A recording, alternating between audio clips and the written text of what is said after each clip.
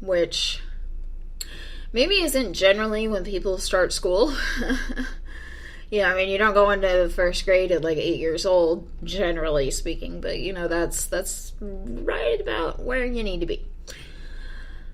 So, Granuel starts super late in her life. But the other thing that you learn, because you're constructing these headspaces by learning these other languages, is you learn to train your brain to compartmentalize different sensory input stimuli. And you sort of learn to balance out these thoughts. And so the reason why Granuel does so well in training up later in life is, interestingly enough, because she majored in philosophy. So, good news, philosophy majors. You can be a druid. You don't have to work in fast food. I'm sorry, I like to pick on philosophy majors when I can, because people pick on me for being an English major, and I just sort of go, well, there's a hierarchy to the useless degrees, and English major is just one step above philosophy. So, I love you guys, I'm sorry.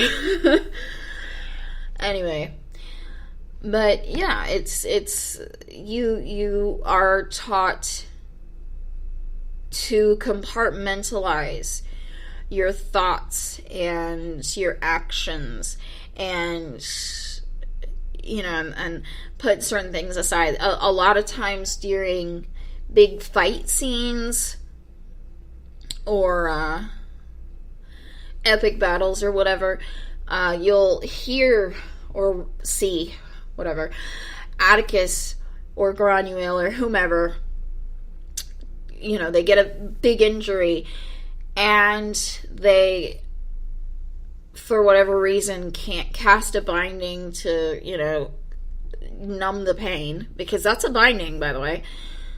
And so they shove the pain into one headspace and then keep fighting in another headspace. So let me explain headspaces real quick for the time being. Headspaces are sort of, I honestly believe they're an actual thing. Because I've been sort of testing out this theory. I'm not fluent in Spanish. I actually understand more than I speak. But I do speak a decent amount of Spanish. I understand more than I speak. So, my day job, I assemble pens and lanyards and various office supplies. And it's tedious. It's boring. And so I listen to audiobooks and I listen to music. And particularly when I'm listening to music, to help me keep track of the passage of time, because I'm really bad with the passage of time, I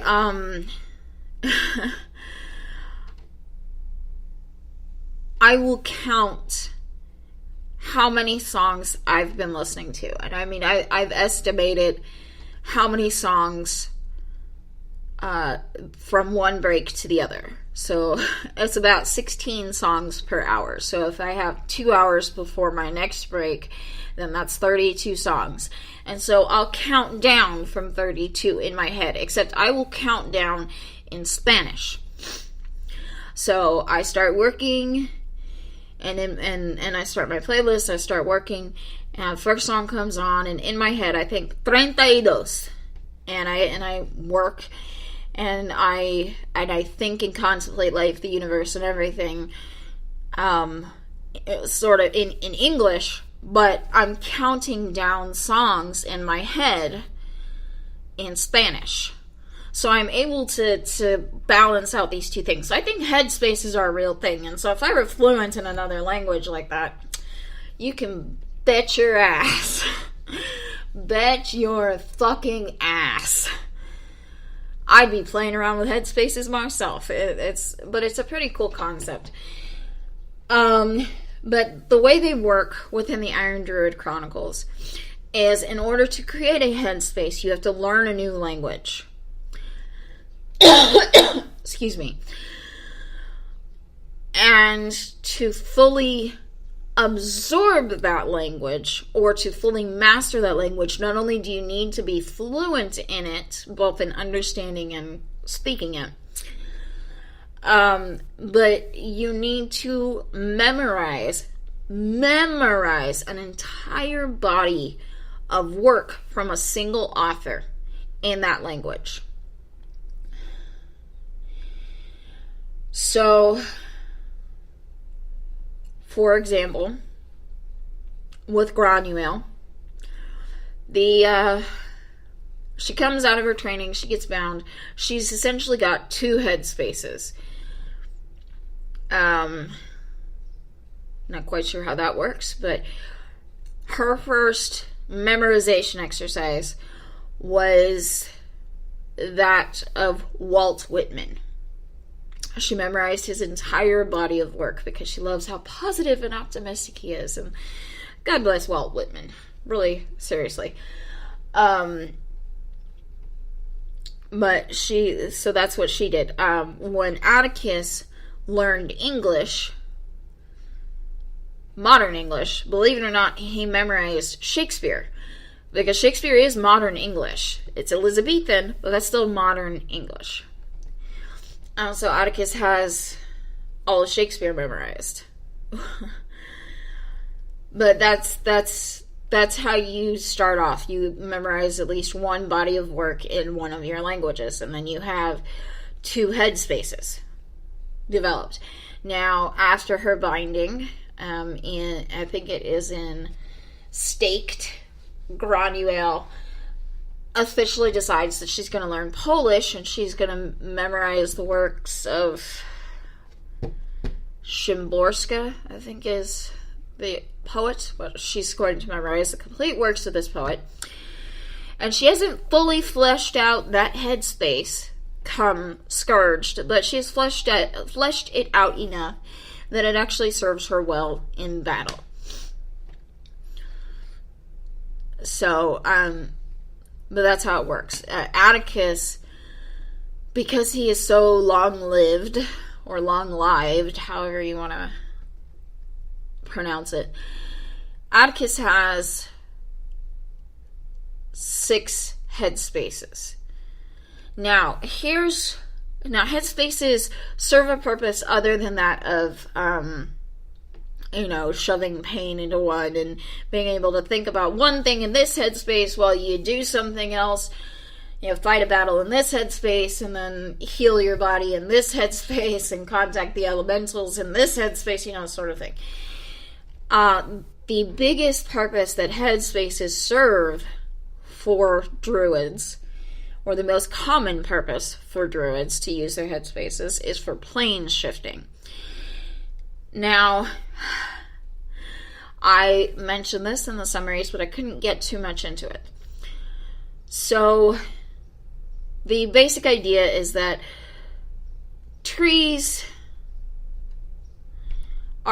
certain trees are tethered to the Irish Celtic plane.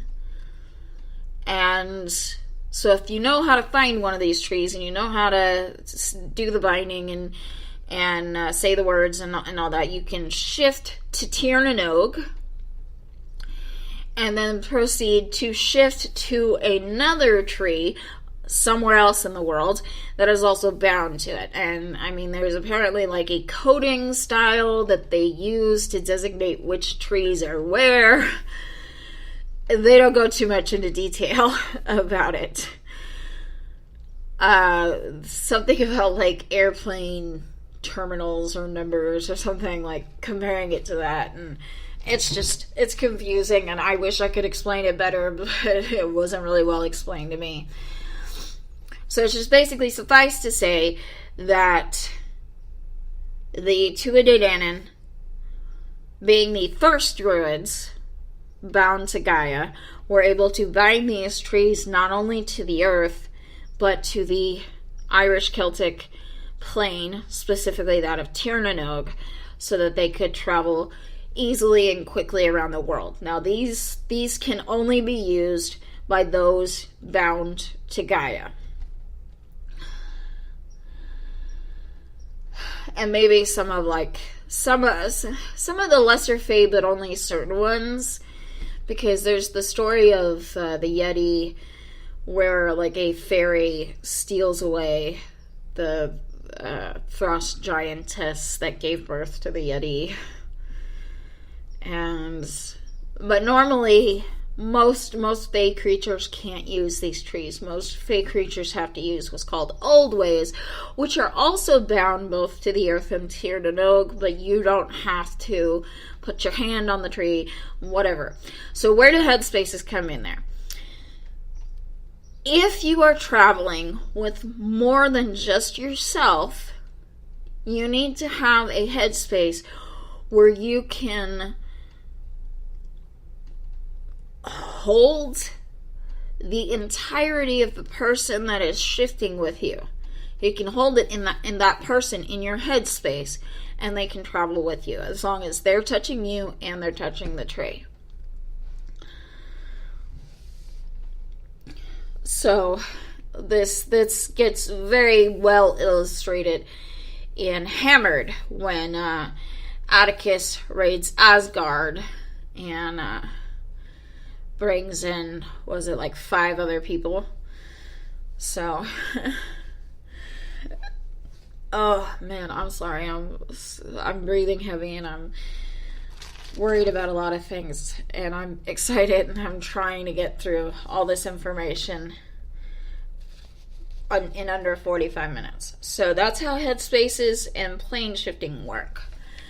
So all this takes a lot of mental exercise, a lot of physical exercise, and a lot of personal development.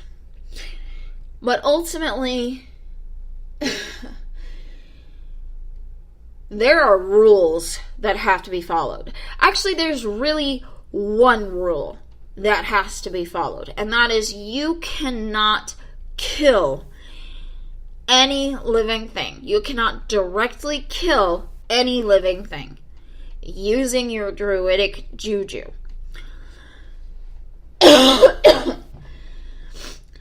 So, like, if I were a druid and I were having an epic battle with, say, or if I were a druid and I got attacked by wolves, I couldn't use my magic to cause all the wolves to have aneurysms.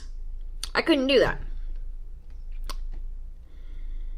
I couldn't cause the wolves to directly cause them to die. Now, I could use the earth's magic to boost my speed and my strength and to heal any wounds that they gave me and get the upper hand in the battle, but I could not do anything directly to these wolves to harm them. This is true of any living creature on the earth, human, animal. Pretty sure it applies to plants too, but you don't really get into that in this series. That's the only rule. You cannot hurt living creatures. Now, I've got to explain, because it's a pretty big part of the story, if you will recall, vampires don't count. When it comes to Gaia, vampires are just a bunch of walking carbon and hydrogen. They're just a bunch of walking bodies. That's it. And so that's why it is okay for druids to unbind them and just turn them into a pile of goo. And Gaia doesn't fucking care, because they're not actually alive.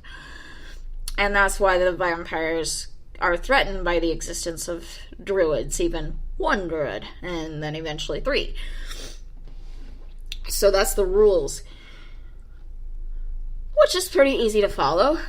But ultimately, as a druid, your number one responsibility is to take care of the earth.